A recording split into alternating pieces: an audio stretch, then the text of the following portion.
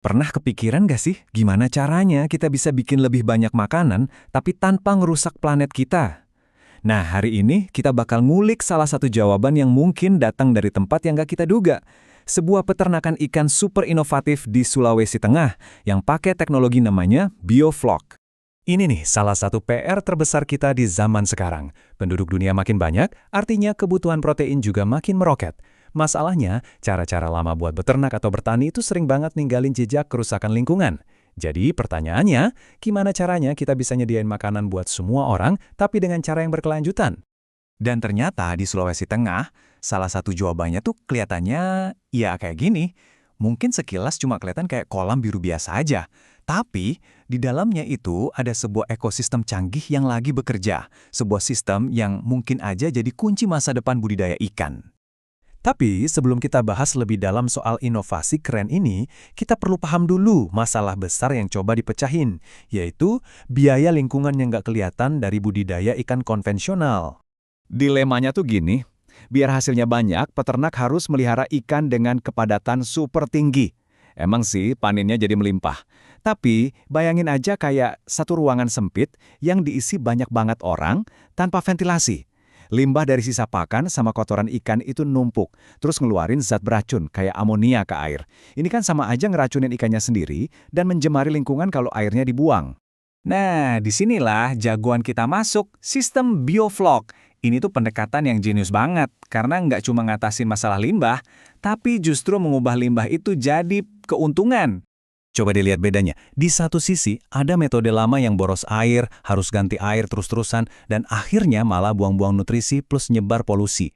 Nah, di sisi lain, ada sistem biofloc yang jalan kayak ekosistem mandiri. Airnya didaur ulang, dan yang paling keren, limbah ikannya diubah jadi makanan tambahan. Nggak ada yang kebuang. Jadi, apa sih biofloc ini sebenarnya? Gampangnya, bayangin aja ini kayak akuarium super pintar yang bisa bersih-bersih sendiri, sekaligus bikin makanan ekstra. Jadi, kita sengaja numbuhin komunitas bakteri baik di dalam air. Bakteri inilah yang bakal makan limbah beracun dan ngubahnya jadi gumpalan-gumpalan kaya protein yang disebut floc. Nah, floc ini bisa dimakan lagi sama ikannya. Jenius kan?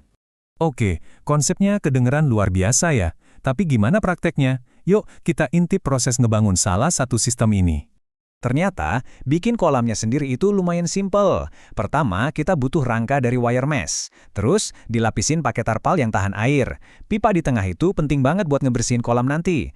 Tapi, jantung dari semua ini adalah sistem aerasinya. Blower sama batu-batu aerasi inilah yang bikin air terus bergerak dan kaya oksigen. Ini penting banget buat nyiptain lingkungan yang ideal buat ikan dan para bakteri baik. Nah, disinilah sihirnya dimulai. Kita nggak cuma ngisi tangki pakai air biasa, kita sebenarnya lagi ngeracik sebuah resep kehidupan. Garam dan kapur itu buat menstabilkan kualitas air. Terus molase, yang intinya gula, itu jadi sumber energi buat para bakteri. Dan terakhir, kita masukin starter probiotiknya buat ngebangun seluruh ekosistem mikroba yang bakal kerja keras bersih-bersih nanti. Oke, peternakannya udah jadi, airnya udah siap, terus gimana cara ngelola ini semua dari hari ke hari biar hasilnya maksimal dan sistemnya tetap seimbang? Ikan nila jadi pilihan yang pas banget buat sistem ini, karena bandel dan tahan banting. Kerennya lagi, kita bisa nebar benih jauh lebih padat dibanding kolam biasa.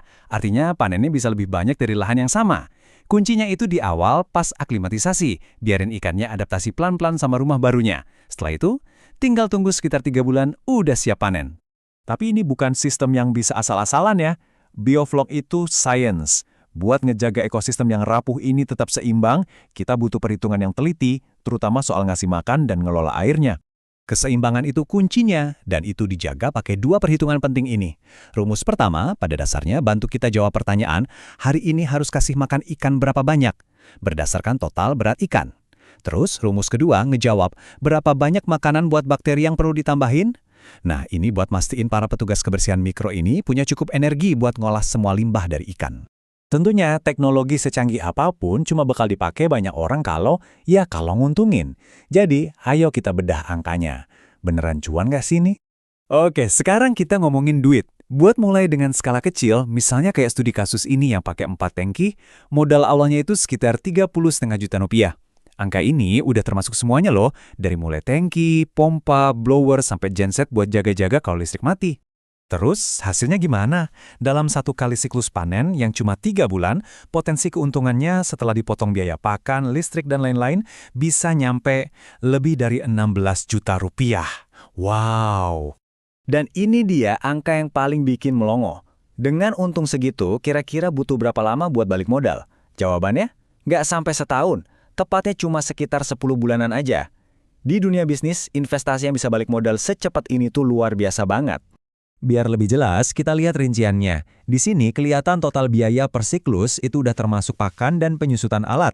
Terus kita lihat pendapatan dari hasil jual ikan yang ngasih keuntungan bersih sekitar 16 jutaan per siklus. Nah, karena setahun bisa 4 kali panen, potensi keuntungan tahunannya bisa lebih dari 64 juta rupiah. Menjanjikan banget kan? Kalau untungnya segede itu dan bagus buat lingkungan, kenapa nggak semua orang pakai cara ini? Nah, yuk kita lihat gambaran besarnya.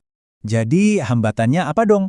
Kutipan dari penelitian ini ngasih tahu kita jawaban utamanya. Masalahnya bukan di teknologi atau biayanya yang kemahalan. Hambatan terbesarnya adalah knowledge gap atau kesenjangan pengetahuan. Masih banyak yang belum tahu soal sistem ini dan sumber daya manusia yang terlatih buat ngelolanya juga masih kurang. Dan kurangnya pengetahuan itu bisa bahaya.